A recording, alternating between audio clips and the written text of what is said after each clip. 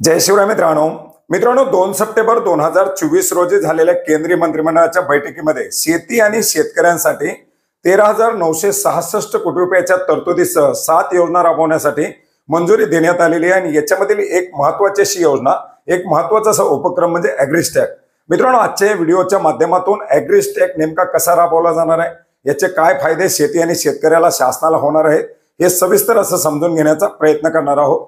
मित्रांनो, फक्त खात्यामध्ये पैसे येणं हीच योजना नव्हे, शेतकऱ्यांना विविध प्रकारच्या ज्या समस्या भेडसावत आहेत, शेतकऱ्याच्या उत्पन्न वाढीसाठी किंवा शेतकऱ्यांचं जीवन सुसह्य होण्यासाठी महत्त्वाच्या अशा बाबीची उपलब्धता करून देणं, आधुनिक तंत्रज्ञानाचा वापर करून शेतीशी रिलेटेड जे काही समस्या आहेत त्या दूर करणं, अशा प्रकारचे एक प्रयत्न शासनाच्या माध्यमातून केले जात आहेत। आणि याच्याच अंतर्गत 7 नव्या योजनांची घोषणा करण्यात आलेली आहे, ज्याच्यामधील एक महत्त्वाची अशी योजना म्हणजे ॲग्रिस्टॅक। मित्रांनो, आपण जर पाहिलं तर शेतजमिनीच्या खरेदी विक्रीचे व्यवहार होत असताना बऱ्याच मोठ्या प्रमाणात शेतकऱ्यांची फसवणूक केली जात आहे। चुकीच्या पद्धतीने शेतकऱ्याच्या जमिनी विकल्या जात आहेत, बेनामी संपत्ती या ठिकाणी जमा केली जात आहे, बऱ्याच साऱ्या चुकीच्या पद्धतीने स्वतःच्या नावावरती जमिनी केल्या जात आहेत। कोणाच्या नावावरती किती जमीन आहे याचं कुठलंही रेकॉर्ड शासनाकडे उपलब्ध होत नाही।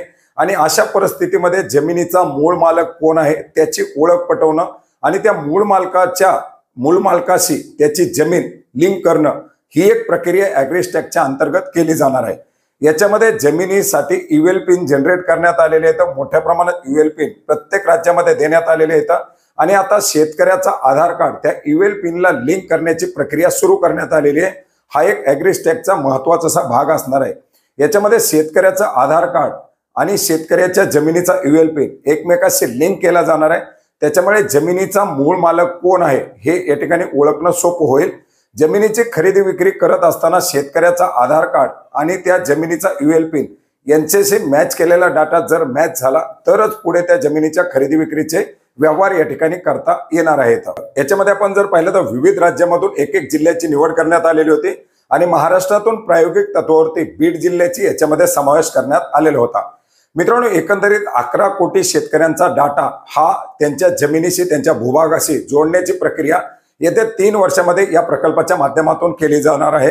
ज्याच्यामध्ये पहिल्या वर्षी 5 कोटी, त्याच्यानंतर पुढच्या वर्षी 4 कोटी आणि त्याच्यानंतर तिसऱ्या वर्षामध्ये उरलेले 2 कोटी, असे एकूण 11 कोटी शेतकऱ्यांची जी काही माहिती आहे ती माहिती या ठिकाणी आधार कार्ड आणि जमिनीच्या आधार कार्डशी जोडली जाणार आहे। आपण पाहिलं होतं की प्रायोगिक तत्वावरती महाराष्ट्रामध्ये बीड जिल्ह्याचा समावेश करण्यात आलेला आहे। याच्यामध्ये शेतकऱ्यांना स्वतःच्या जमिनीला आपले आधार कार्ड त्या ठिकाणी देता येणार आहे। तलाठीच्या माध्यमातून हा डाटा गोळा केला जाईल, त्याचं ऑनलाईन जे काही डिजिटल स्वरूपामध्ये त्याचे फीडिंग करणं असेल ते त्यांच्या माध्यमातून केलं जाणार आहे, व्हेरिफिकेशन केलं जाणार आहे आणि पुढे त्या ईवेल पिनला हा आधार कार्ड लिंक केला जाणार आहे। मित्रांनो, याचप्रमाणे जमिनीचे जिओ रेफरन्सिंगचे नकाशे, लॉंगिट्यूड लॅटिट्यूड अक्षांश रेखांशासह जमिनीचा नकाशा हा उपलब्ध करून देणं।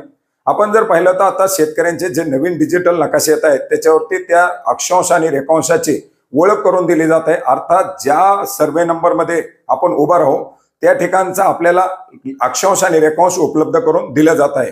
शेतकऱ्याच्या जमिनीला ईवेल पिनला आधार कार्ड लिंक, त्या शेतकऱ्याची जी जमीन असेल, जो सर्वे नंबर असेल त्याला अक्षांश रेखांश, त्याच्यामुळे जमिनीची ओळख पटवणं अतिशय सोपं होणार आहे। कुठला तरी एक सर्वे नंबर दाखवणं किंवा चुकीचे सर्वे नंबर दाखवून जमिनीची खरेदी विक्री करणं, हे सर्व प्रकार सुद्धा याच्यामधून थांबणार आहेत। आणि शेतकऱ्याच्या अक्षांश रेखांशासह शेतकऱ्याच्या माहितीसह आधार नंबर आणि ईवेल पिनसह पुढे ते जे काही डिजिटल नकाशे असतील हे डिजिटल नकाशे शेतकऱ्यांना उपलब्ध करून दिले जात आहेत। आणि याच्यासाठी सुद्धा एक उपक्रम आता हाती घेण्यात आलेला आहे। मित्रांनो, याचबरोबर याच्यातील एक महत्त्वाचा असा भाग आहे ते म्हणजे त्या जमिनीमध्ये होणाऱ्या उत्पादकतेची माहिती, कुठलं पीक घेतलं जात आहे, कुठलं पीक घेतलंय किंवा याच्यामध्ये काय पुढचा डाटा असेल।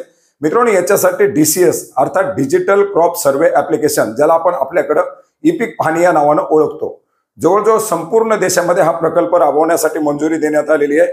महाराष्ट्रामध्ये 34 जिल्ह्यातील 34 तालुक्यांची याच्यामध्ये आता सध्या समाविष्ट करण्यात आलेला आहे। त्या जमिनीमध्ये कोणतं पीक घेतलं जात आहे, त्याची उत्पादकता काय, याची सुद्धा अचूक आकडेवारी आता केंद्र शासनाच्या माध्यमातून जमा केली जात आहे। ज्याच्या माध्यमातून आता त्या भूभागाचा ईवेल पिन, त्याचा मालकाचा असलेला आधार नंबर, त्या जमिनीचे असलेले अक्षांश रेखांश आणि त्या जमिनीमध्ये घेतली जाणारी पिकं, या सर्वांचा एकत्रितपणे केला जाणारा डाटा हाच या ठिकाणी ॲग्रिस्टॅक आहे। मित्रांनो, ॲग्रिस्टॅकच्या माध्यमातून त्या जमिनीची, त्या भूभागाची अतिशय तंतोतंत माहिती आता शेतकऱ्यांना उपलब्ध होणार आहे, जमीन विकत घेणाऱ्या शेतकऱ्याला उपलब्ध होणार आहे आणि शासनाला देखील उपलब्ध होणार आहे। आणि अशा प्रकारे जवळजवळ 2800 कोटी रुपयाच्या तरतुदीसह पुढील 3 वर्षामध्ये हा ॲग्रिस्टॅक प्रकल्प राबवला जाणार आहे। तर मित्रांनो, अशा प्रकारे या नवीन राबवल्या जाणाऱ्या योजनांमधील हा एक महत्त्वाचा उपक्रम होता आणि याच्या संदर्भातील ही एक महत्त्वाची अशी माहिती होती जी आपणास नक्की उपयोग पडेल अशी आशा करतो। भेटूयात नवीन माहितीसह, नवीन अपडेट्ससह। धन्यवाद।